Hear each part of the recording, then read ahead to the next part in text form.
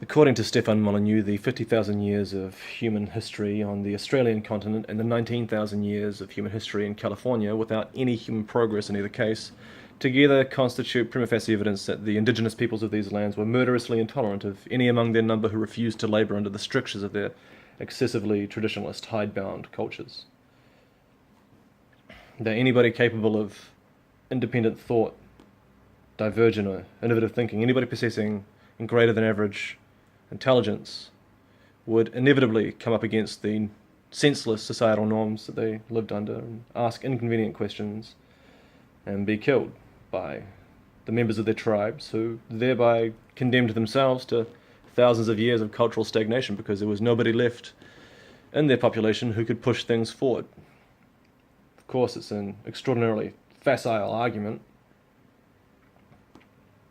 It fails as an analysis because it ignores confounding variables, for instance, the relative size of the human populations in question, because the Aboriginal Australian footprint on the land was extraordinarily light. It was a tiny population of a few tens of thousands of people on a continent the size of the United States, which was almost completely isolated from the rest of the world. Whereas the European population in the early colonial era was 25% of humanity, which might sound strange to people like Molyneux, who are continually lamenting the dwindling number of white Europeans and insist that it's most correctly characterized as a form of genocide. And it's ironic that he presents such a facile analysis in a needlessly repetitive way when he's complaining about intelligent people being unable to stand repetitive nonsense, and that's why they start asking questions and get killed by the murderous Aboriginal people or Native Americans. The reason these population sizes are significant is because you don't get a transition to agriculture until the hunting and gathering way of life becomes untenable. Working the land is backbreaking labour compared to hunting and gathering, which is the way of life that we're evolutionarily adapted to. It's natural to us. So we keep doing that until the population increases, which it has been doing exponentially throughout history. It's just that the first part of the exponential curve looks flat. It looks like nothing's happening, and it takes hundreds of thousands of years. But eventually, population density gets to the point that you can't just hunt. Game becomes scarce, and you have to change.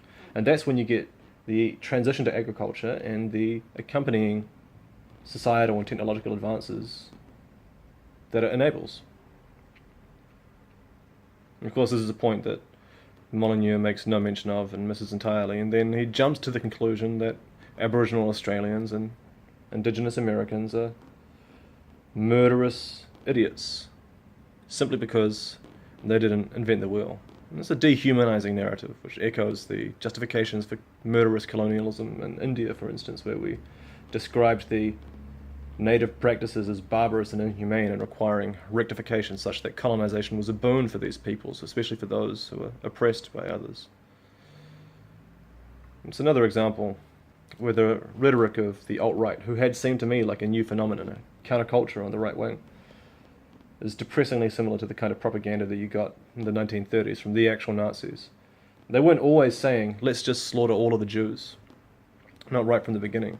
They were saying things like miscegenation is weakening European stock, European civilization is under threat, immigration is dangerous. The same kind of things that you're hearing now. Yeah, it's interesting that there's a similarity, because there was a quote I read about anti-Semites in the early 20th century where this person describing their argumentative tactics said that they revel in the absurdity of their claims and spreading nonsense and untruths, because they know that their opponents are bound by the strictures of rationality and committed to them, and it's just easier to make a mess than it is to clean it up. And that's the same kind of thing with the misinformation that somebody like Molyneux is putting out. As absurd as it is, and as easy as it is to correct a single point, it's intellectual work fixing the damage that's being done, and it's much easier just to go spraying nonsense than it is to rectify it. It's an unfortunate fact, and it's something that we need to wise up to.